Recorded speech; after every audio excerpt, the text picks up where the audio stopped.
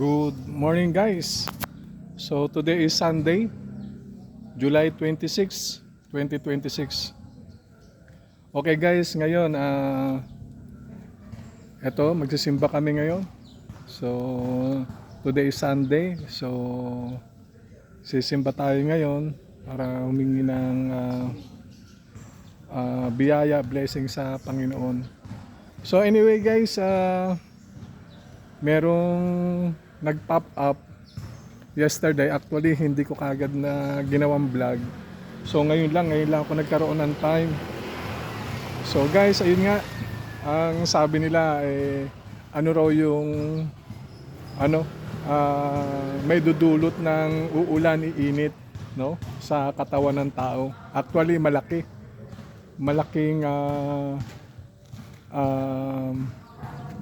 may bibigay o may dudulot para sa atin. Guys, alimbawa, sa tindi ng sikat ng araw, babad ka sa araw, biglang uulan. So, definitely, yung body mo ay, kumbaga sa galing ka sa mainit, bigla kang bubuhusan ng tubig.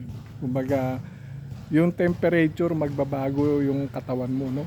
Lalo na't guys, kung babad na babad ka, biglang naulanan ka, sabi nga nila kapag naulanan ka raw, dapat iligo mo. Kasi kung hindi, definitely, ito ay magdudulot ng sakit para sa'yo.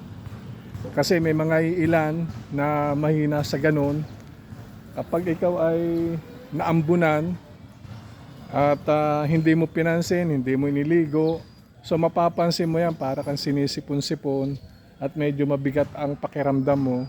Ayun yung tinatawag na trangkaso, no? So guys, nangyayari rin sa akin yan. At siyempre sa mga kaibigan natin o sa mga iilan kakilala na nararanasan din nila dati yon. Kaya nga guys, pabago-bago ng klima, mamaya biglang iinit, bigla naman uulan. So ingat-ingat lang talaga tayo guys. So lagi magdala lang tayo ng payong, isang protection yan. Kahit na babad tayo sa galaan o naglalakad man tayo, biglang umulan, wala kayong masisilungan, meron kayong payong na protection, no? Na hindi ganun na sinasabi natin na tayo ay magkakasakit. Kasi actually kapag tayo guys, wala tayong preparation, parang iniisip mo, matingkad ang init ng araw, kumbaga hindi uulan yan.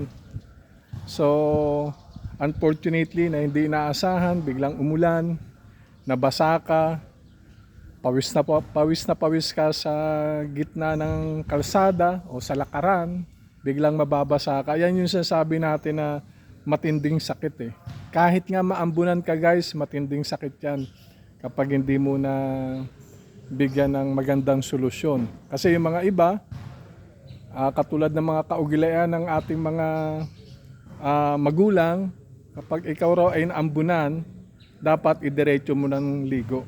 Okay? So ayun lang, paalala lang, kasi napakahirap ngayon guys. Pag nagkasakit tayo, magkano ang gamot? Buti sana kung makukuha sa pagtitake natin ng gamot.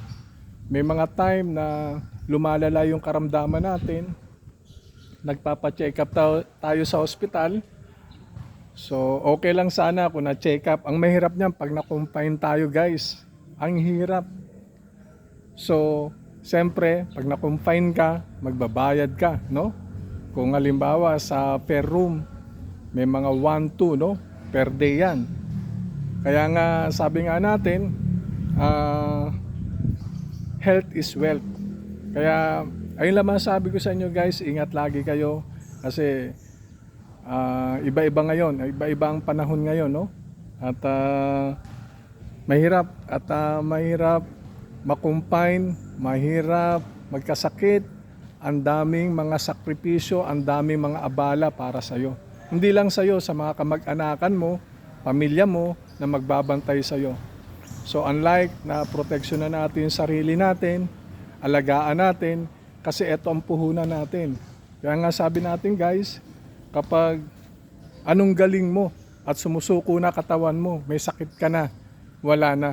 hindi ka na kailangan pang magtrabaho dahil nga wala ka ng kapasidad dahil sa ginapos ka na ng karamdaman. So wag natin hintayin yung guys, maging alerto tayo, maging mapagmatsyag no sa pang-araw-araw. Kaya anyway guys, ayun lang muna at maraming salamat sa inyo at shout out na lang ako dyan sa mga kaibigan ko on board na kasalukuyan naglalayag. Ingat kayo, Arin Binjola, pre, ingat lagi. At sa mga kapitanes, sa mga kaibigan natin dyan. At shout out ako dito kung saan ako naninirahan, na naway maging payapa. At sa Pasay kung saan ako nagmula. So ingat lagi kayo and see you on my next vlog. Bye.